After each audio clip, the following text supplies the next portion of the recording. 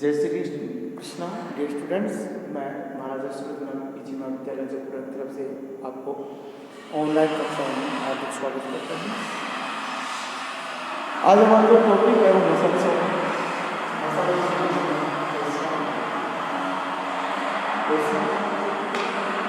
देखिए पेशियों में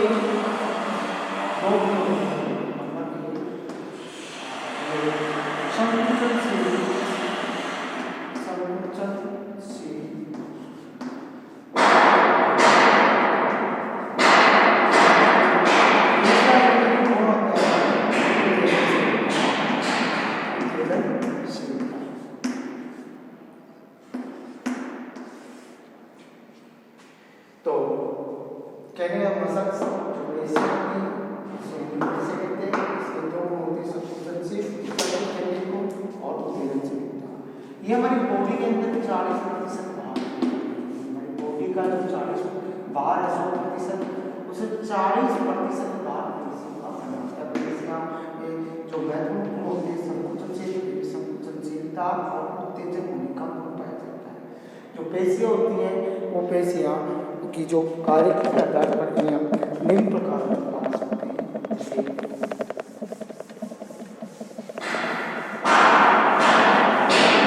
नंबर 1 है स्केलेटल मस्कल्स, कंकाल पेशियां। कंकाल पेशियां अंग्रेजी में बोलते हैं स्केलेटन, अंग्रेजी में इसको बोलते हैं स्केलेटन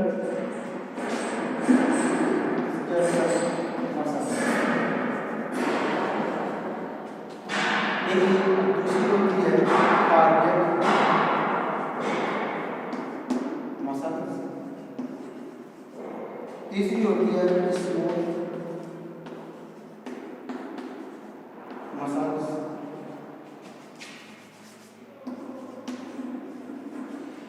स्मूथ मसल्स।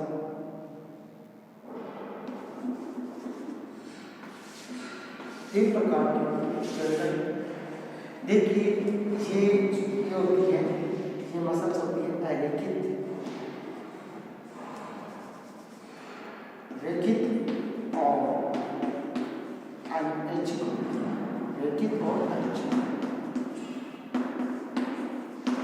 स्टेरॉइड और वॉलंटरी होती है, स्टेरॉइड एंड वॉलंटरी होती है।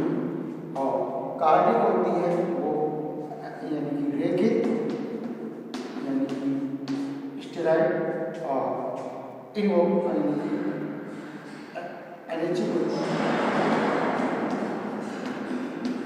इसको इनवॉलंटरी बोलते हैं, इसको स्टेरॉइड बोलते हैं।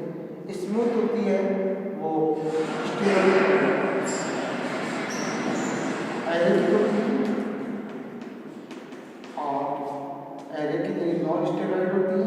और दूसरी होती है ये इनवॉलंटरी।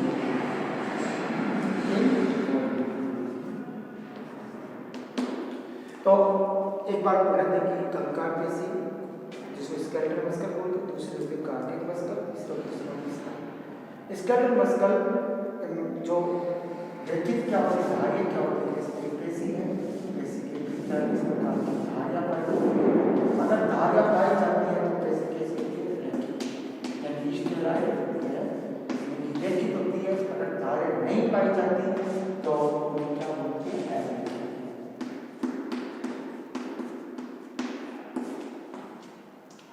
बात है ऐच्छिक अनैच्छिक क्या होती है, वॉलंटरी और इनवॉलंटरी यानी कि ऐच्छिक या अनैच्छिक क्या होती है।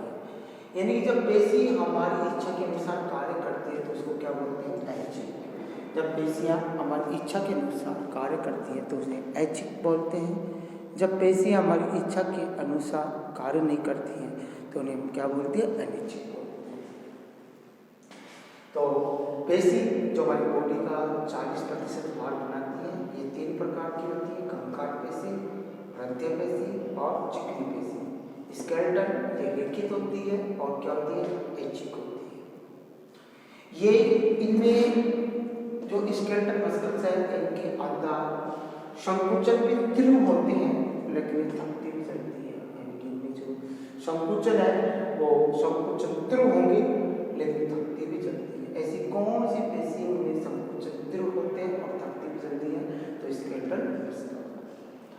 दूसरा भी कार्डियो मस्कल्स, इनमें जो संकुचन है, यानी कि ये कार्डियो मस्कल्स एक ऐसी मसल्स है कि ये कभी भी थकती नहीं, जीवन पर्यंत इनमें उत्तेजनशीलता का गुण पाया जाता है। अगर जिस दिन ये रुक गई तो व्यक्ति की डेथ निश्चित है। तो ये रेखित और अनिश्चित होती है। इसी प्रकार स्मूथ मस्कल्स जो रेखित होती है, इन्वॉल्यूंटरी होती है, यानी कि अनिश्चित होती है, आंतरांग अंगों में पाई जाती है, आगे हृदय में पाई जाती है। ये हमारी जो कंकाल पेशी है, जो चलने में मूवमेंट में जो लोकोमोशन के अंदर काम को देती है, उसमें पाई जाती है स्मूथ मस्कल्स है। तो अब आता है टॉपिक होता है, वो टॉपिक होता है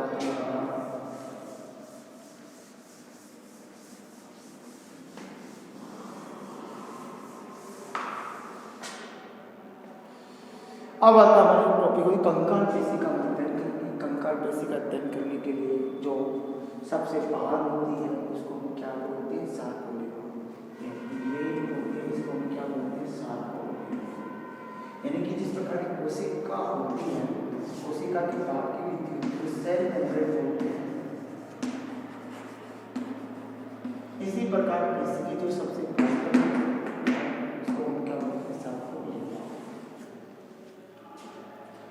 इसके जस्ट ये आता है कोशिका के अंदर, इसको बोलते हैं साइटोप्लाज्म बोलते हैं। साइटोप्लाज्म इसी प्रकार इसको हम सार्कोप्लाज्म बोलते हैं, इसको सार्कोप्लाज्म बोलते हैं। इस सार्कोप्लाज्म के अंदर माइटोकॉन्ड्रिया होता है, जिसको हम क्या बोलते हैं, सार्कोप्लाज्म। सार्कोप्लाज्म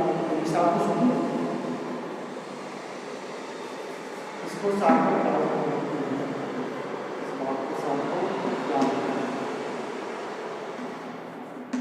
और ये सार्कोप्लाज्म आपको बोलते हैं, इसको सार्कोप्लाज्म।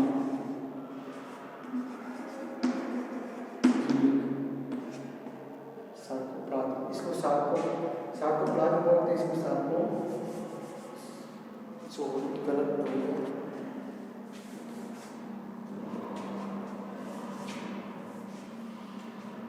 देखिए इसको तो बोलते हैं सार्कोप्लाज्म,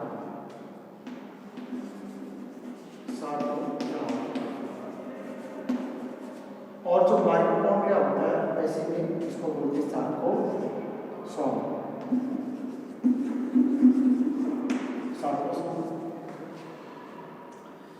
और इसमें जो ये इस प्रकार की जो सार्कोलेमा है अंदर बंद हो जाती है, ऑप्टिन के तंत्र बनाती है, ऑप्टिन के तंत्र बनाती है, और साथ के अंदर ये टू ट्यूबल सिस्टम होगा, ये टी सिस्टम, टी ट्यूबल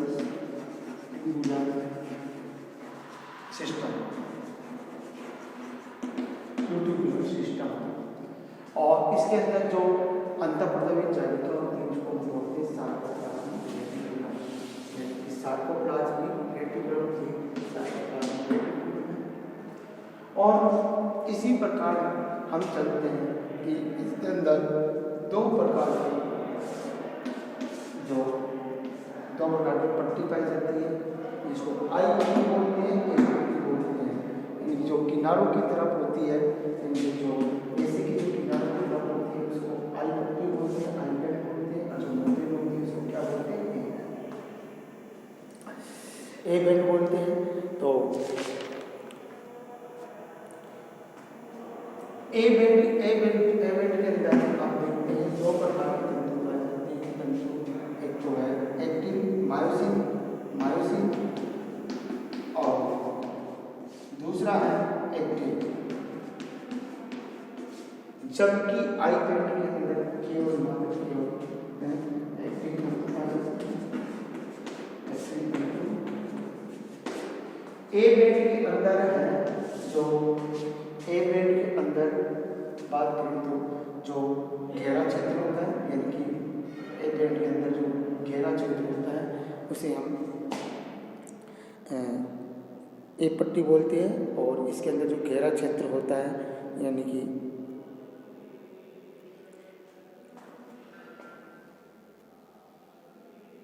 इसके मध्य में ए पट्टी है, ए पट्टी में जो मध्य में हल्का क्षेत्र होता है, हल्का क्षेत्र लाइट एरिया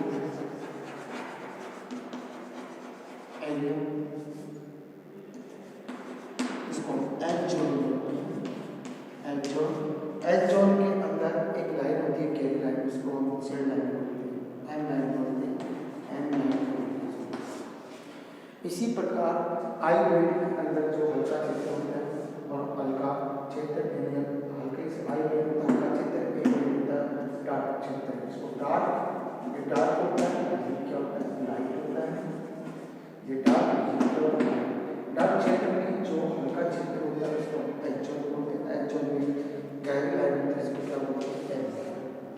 इसी प्रकार आई वेव होता है, आई वेव में लाइट होता है, लाइट के अंदर इसके अंदर जो एक लाइन होती है, उस लाइन को क्या बोलते हैं गहरी लाइन होती है, डार्क लाइन होती है, डार्क लाइन, इसको जेड लाइन बोलते हैं, जेड लाइन बोलते हैं।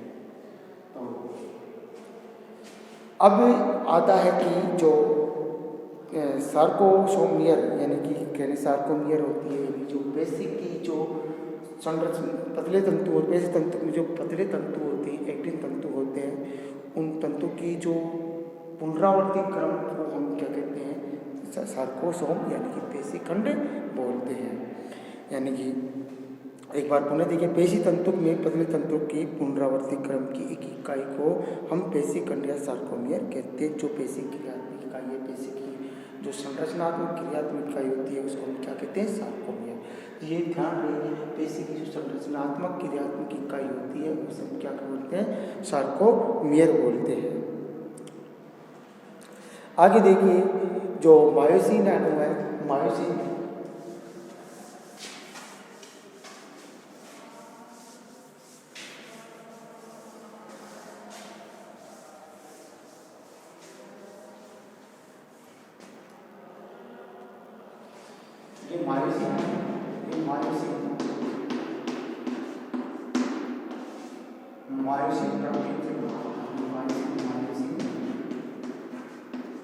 प्रोटीन का बना हुआ है। इसके अंदर यानी कि एटीपीएच सिर पर एटीपीएच जैसे अनुप्रस्थित होते हैं,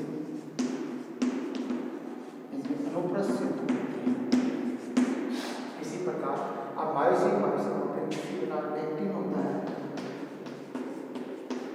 ये एक्टिन तंतु, एक्टिन प्रोटीन यानी जो एक्टिन है, ये एक्टिन यानी कि मायोसिन से एटीपीएच और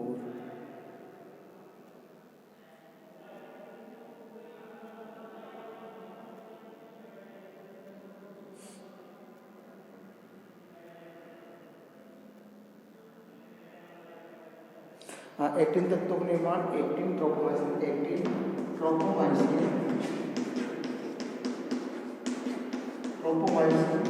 और ट्रोपोनिन, एक्टिन ट्रोपोमाइसिन और तीसरा है इसका ट्रोपोनिन, प्रोटीन द्वारा होता है ट्रोपोनिन। जो एक्टिन है, एक्टिन का निर्माण एक्टिन ट्रोपोमाइसिन तो मसल्स की बात करते हैं। मसल्स होती है जो हमारी बॉडी का 40% भाग बनाती है और ये 3 प्रकार की होती है, कार्डियक मस्कल, स्केलेटल मस्कल्स और स्मूथ मस्कल्स। सबसे बात करें कि जो पेशियों के अंदर यानी मसल्स के अंदर उत्तेजनशीलता और संकुचनशीलता का गुण पाया जाता है।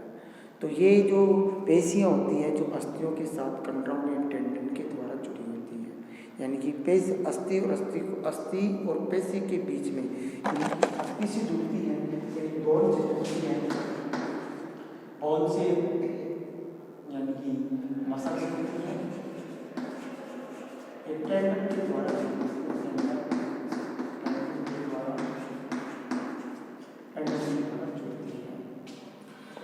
अब आपको बताऊं कि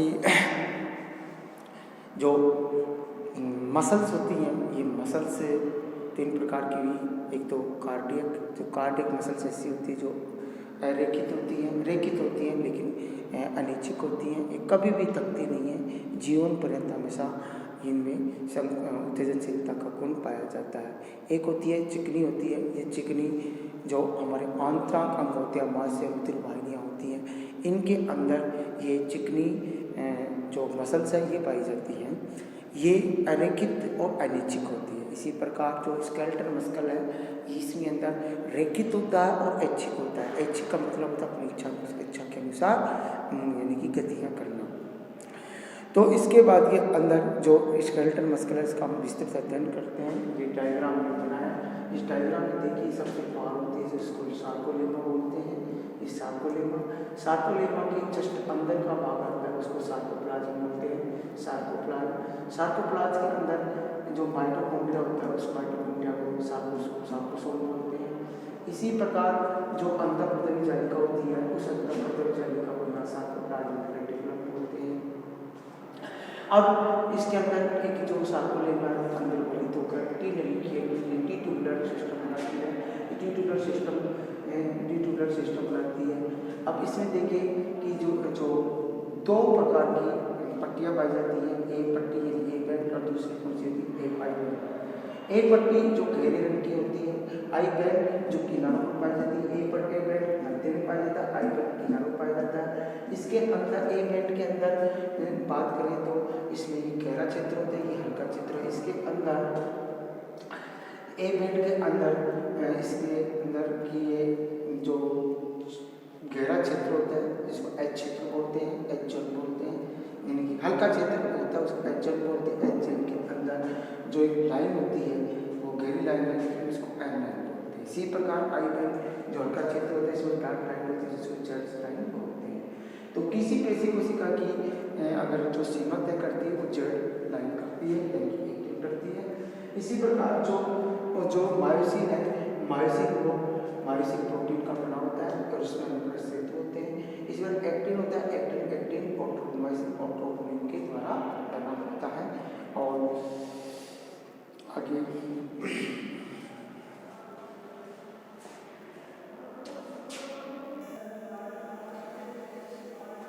देखिए जो हमारा जो पेशी संकुचन क्रियाविधि होता है यानी कि जो तंतु विक्षेपण सिद्धांत, जो पहला सिद्धांत हमारा जो पेशी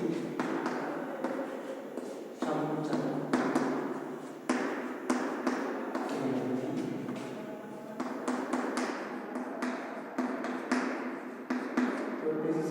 क्रियाविधि है तो उसमें सबसे पहला है हमारा सिद्धांत तंतु विक्षेपण सिद्धांत।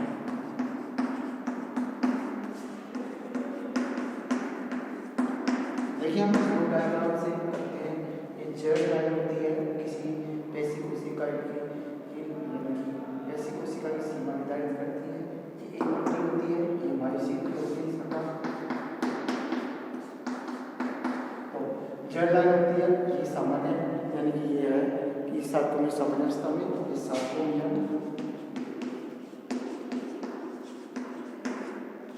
सामान्य स्थिति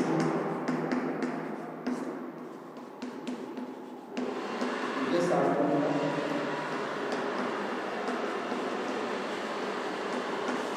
तो सार्कोमेर है संकुचित अवस्था में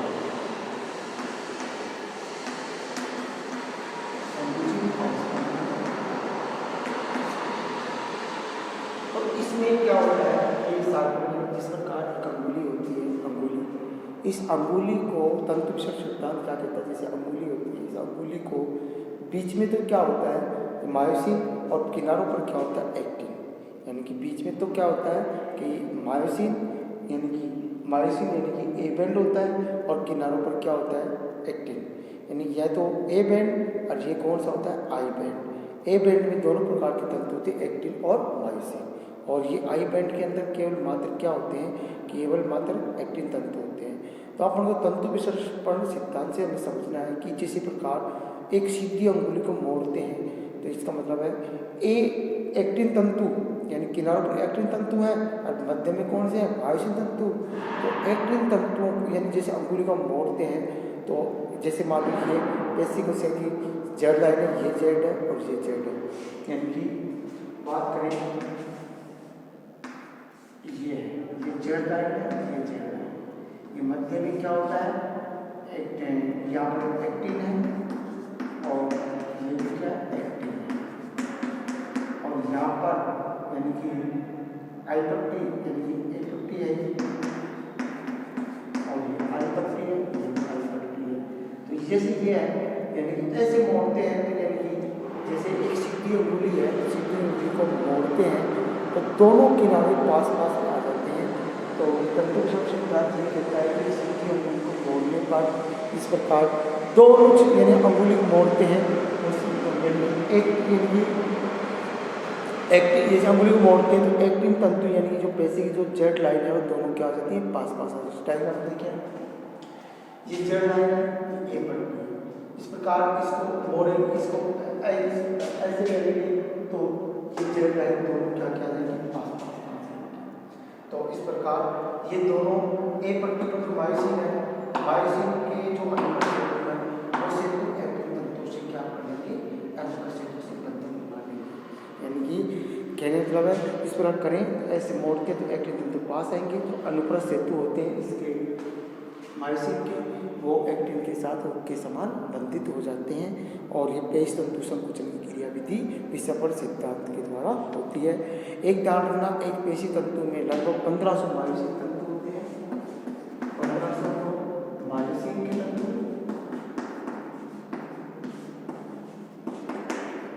तथा 3000 एक्टिन के तंतु।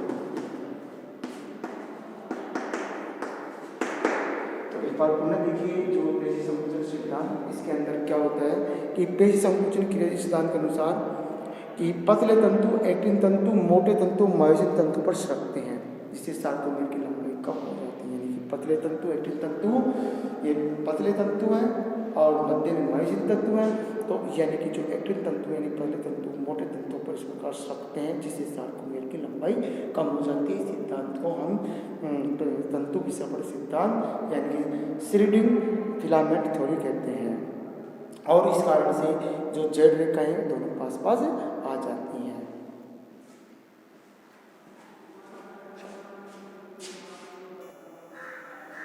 अगला है हमारा ये पेशी संकुचन की जो कि तंतु विषपण सिद्धांत हो गया था। अब आता है हमारी कार्य की संकुचन कार्य, जिसको हम निम्न चरणों में करेंगे। पहला उत्तेजन,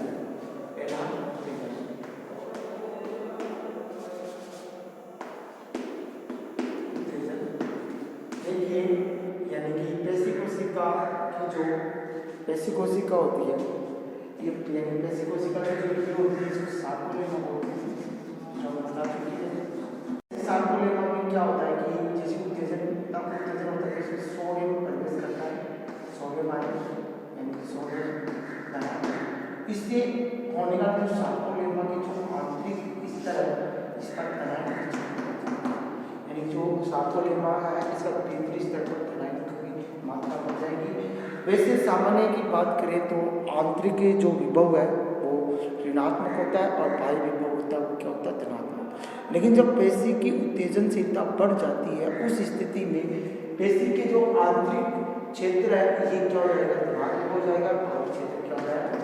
ऐसा क्यों, आपको सोडियम आयन प्लाज्मा झिल्ली जो सार्कोलेमा इसके अंदर, और जब ये उत्तेजन की प्रोटीन यानी कि तंत्र द्वारा पूरे साइटोप्लाज्म में प्रवाहित होगा और ये टीनरी और ये धीरे धीरे साइटोप्लाज्म रेटिकुलम तक पहुंच जाएगा, यानी कि अंततः साइटोप्लाज्म रेटिकुलम तक पहुंच जाएगा। यहाँ से कैल्शियम आयन होते हैं, जो कैल्शियम आयन कैल्शियम आयन और मुक्त होने के बाद में ये जो ट्रोपोनिन है ट्रोपोनिन से जुड़ जाएंगे, ट्रोपोनिन से जुड़ेंगे, ट्रोपोनिन से जुड़ते ही यानी कि जो एक्टिन है ये एक्टिन है, एक्टिन तो एक्टिन के ट्रोपोनिन से जुड़ते ही एक्टिन जो ट्रोपोनिन है ये एक्टिन के सक्रिय बंधन को छुपा कर रखता है। जैसे कैल्शियम आयन यहाँ से मुक्त होगा तो मुक्त होकर ये ट्रोपोनिन के साथ बंधन बना लेगा, और ट्रोपोनिन है जो एक्टिन के जो सक्रिय बंधन को ढक के रखता है उसको हटा लेगा और मौका देखते ही क्या करेगा, जो जो मायोसिन है, मायोसिन के अंदर से इस प्रकार बंधन बनाएंगे और जिसे बंधन बनाने के बाद भी इस प्रकार पेशी की संकुचन क्रिया विधि होगी और जैसे पेशी संकुचन क्रिया विधि समाप्त हो जाती है उसी के साथ यानी कि जो ये प्लस अपनी सोडियम है इसको बाहर भेज सकते हैं और बाहर भेजने के बाद और बाहर का गुण होता है वो कैसा हो जाता है, धनात्मक हो सकता है, बाहर का गुण कैसा होता है, धनात्मक होता है। और इस प्रकार प्रोपोनिन से कैल्शियम मुक्त होते हैं और वापस कहाँ यानी कि सार्कोप्लाज्म में पहुंचते हैं और इसी प्रकार यानी कि जो अनुप्रस्थ सेतु है, अनुप्रस्थ सेतु वापस से मतलब बैक्टीरिया के सक्रिय से हट जाते हैं और संकुचन की क्रिया विधि होती है।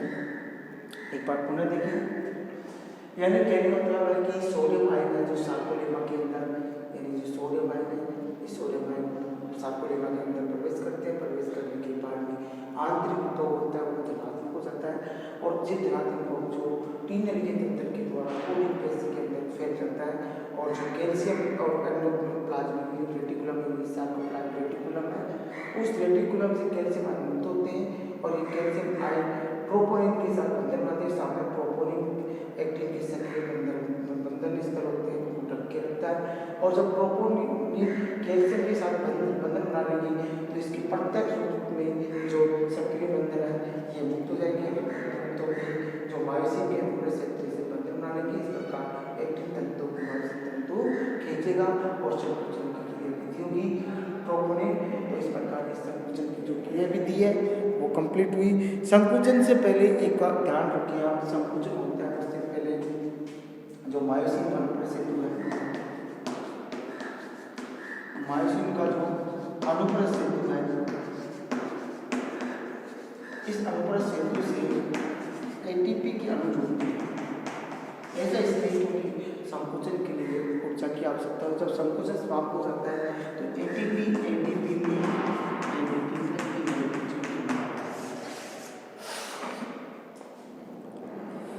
और देखिए 4 उत्तेजन इसका उत्तेजन होता है, उत्तेजन के बाद संकुचन होता है, फिर शीतलन होता है।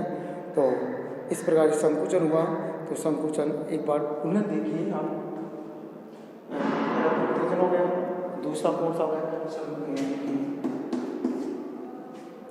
उत्तेजन संकुचन युग्मन, उत्तेजन संकुचन युग्मन।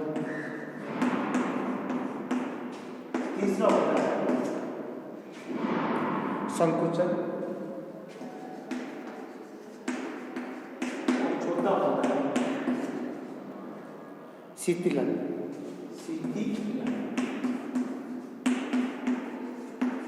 चार होते हैं संकुचन, पहला तो दूसरा होता है उत्तेजन संकुचन और तीसरा होता है संकुचन और चौथा होता है शीतलन। उत्तेजन में तो क्या बताया था कि जैसे सोडियम आयन अंदर आएंगे, अंदर आते ही यानी सोडियम आयन अंदर आएंगे, अंदर आते ही क्या हो जाएगा, पॉजिटिव हो जाएगा और पूर्ण नली के तंत्र में पहुंच जाएगा। ऐसा इसको तो क्या कहते हैं, इस प्रकार पेशी क्या हो जाएगी, उत्तेजित हो जाएगी, इसको हम क्या कहते हैं उत्तेजन। इसके बाद के अंदर जैसे अब उत्तेजन संकुचन युग्मन यानी कि कहने का मतलब है कि जो यहाँ से उत्तेजन जाए तो यानी कि जो एंडोप्लाज्मिक रेटिकुलम है यहाँ से कैल्शियम आयन मुक्त हुए और प्रोपोनिन से बंधन बनाए। बंधन बनाने के बाद में ये बंधन है प्रत्यक्ष में जाएगी, इस प्रकार मायोसिन यहाँ से बंधन बना लेगा। बनाने के बाद में संकुचन क्रिया विधि होगी। इस तीसरा जो चरण होता है संकुचन के लिए हमें एटीपी अणु की आवश्यकता होती है। और अब चौथा चरण होता है शीतलन यानी कि इसके अंदर होता है जो यानी कि जो कैल्शियम आयन थे यहाँ से वापस से प्रोपोनिन से कहाँ गए, सार्कोप्लाज्मिक रेटिकुलम में जाते ये सोडियम आयन है, इस सोडियम आयन का बाहर आ गए और इस प्रकार कैल्शियम यानी प्रोपोनिन है वापस इसके ऊपर जो बंधन है उसको क्या ढक लेता है।